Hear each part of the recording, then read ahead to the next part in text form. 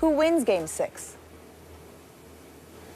Well, it better be the Cavs. I mean, when you're up by 41, you're blowing them out of the building. You make them look like Skip pointed out earlier in the series like a bunch of mannequins, just non-existent, didn't show up, don't even know why they wasted time going through customs to get to the United States. They wasted everybody's time with their performance in Game 5. If you're the Cleveland Cavaliers and you see how Toronto performed just the other night, why can't you come into Toronto and handle your business? If indeed you're a championship caliber team, there's simply no excuse for it. I'm going to repeat this. I think Dwayne Casey has done an exceptional job. Valanciunas coming back, hitting all 4 of his shots in Game 5, still proved to be a defensive liability. Biyombo somehow, some way is allergic to playing once he departs from the border, from the Canadian border, because every time he shows up in the States, he does close to nothing. But in Toronto, he's absolutely sensational, particularly as a defender and a rebounder. And I just look at it from this standpoint that it should be hard fought. There is no doubt. The home crowd will be here. They will be psyched and hyped. You know, crowd outside in Jurassic Park and inside the building. It should be special. But in the end, they don't have LeBron James. And LeBron James needs to close the deal. LeBron James doesn't need to go the last 5.5 minutes without attempting a shot. He's too big time for that. Make sure he shoots the damn ball. Kevin Love, you showed up the other day, dropped 25. Everybody's making such a big deal about that. I'm not caught up in that. Why? Because it was a lopsided contest. He had all 6 of his shots skip in the first half. He finished with 25 points, but it was a runaway. The question about Kevin Love is not that he can play. We know he can play. We know he has skills. We know he can get it done. The question about Kevin Love is, where are you when the game is tight and waning in the fourth quarter? Can we find you, or do we need to put an APB out for you? That is the question about Kevin Love. So to me, I don't care what he did in Game 5 because it was a lopsided contest. I care about what he's capable of doing when the game is tight, when palms are sweaty, and he's got to show up and produce. But in the end, all Toronto has essentially, as far as I'm concerned, is Kyle Lowry, who's miniature, very gifted, a rough rider, but I don't think should be able to hang with Kyrie Irving, or at least they'll negate one another. And then, of course, there's DeMar DeRozan, who doesn't shoot threes. And his mid-range game is elite as it may be. As long as his skill set is that way, we got to respect it.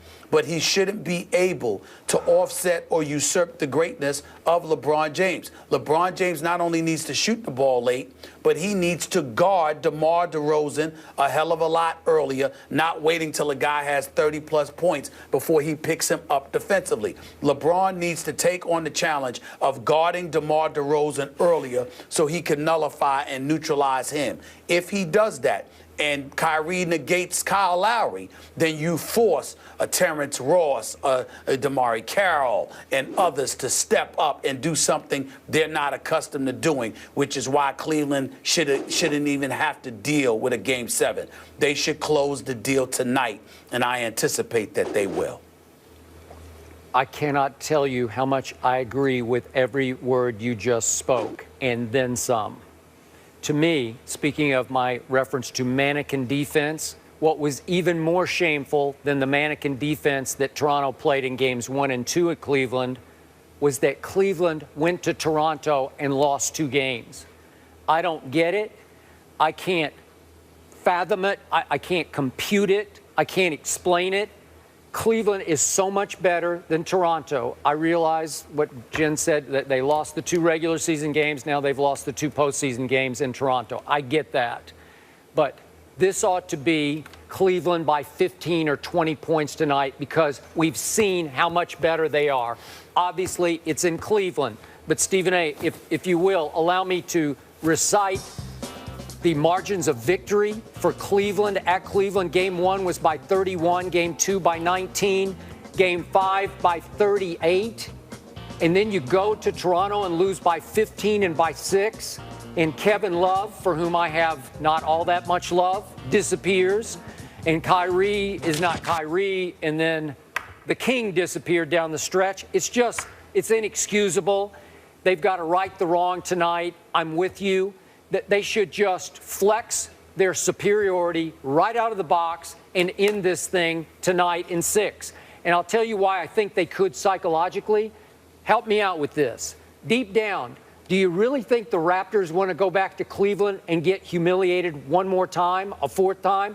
I just, if you look inside their hearts, you know, deep down they got to be thinking, God, do we really want to go back there again and I don't think they do. I don't think they do, but I do think their passion to win one last game in front of their home crowd is bigger than their lack of desire to go back to Cleveland. Maybe. But allow me to give a quick comment to the story. I believe one of the Toronto, I think it was the Toronto Star had it, that DeMarre Carroll, Corey Joseph, two good guys, by the way, were hanging out in the casino around 2 a.m. the night before or morning before that Game 5. I don't care about that. The point is, I think Corey and DeMarre could have gone to sleep at 6 o'clock and it wouldn't have changed the fate of that game. And by the way, that casino, you know Cleveland a lot better than I do, but it's like within walking distance, right? Isn't it downtown? Where, yes, it is. Yeah. Okay, so okay, so they're just walking through the casino. It's no big deal. It had no impact on Game 5. And you know me with my curfew rule. Nothing good happens after midnight, but this is different. This isn't a nightclub or a strip club. It's just walking through the casino, hanging out, killing time. And both those guys, as you know, probably better than me, but I think they're pretty decent guys from all I've heard. They're pretty decent guys. They don't get in any trouble. No. From my understanding, they weren't inebriated. We're not talking about alcohol. We're not talking about weed. We're not talking about trouble or anything. It's guys that couldn't sleep, so decided to go for a walk through the casino, because you certainly don't need to be walking the streets of Cleveland, I can tell you that. But the bottom line is that it's much ado about nothing, and I don't think that it should be a big deal in anybody's eyes. So what's your gut feeling on the final score?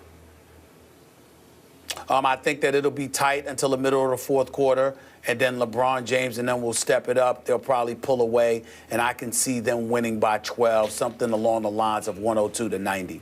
I'm going to go by 15. It has to end tonight. It's time to be over. Put Toronto out of its Cleveland misery. If it does not end tonight, Cleveland should be ashamed of itself. That's correct. Agreed. Well, for note, the home team has won all 8 meetings between the two teams this season. Cavaliers 0-4, as we've mentioned, in Toronto. Game 6 tonight in Toronto, 8:30 on ESPN.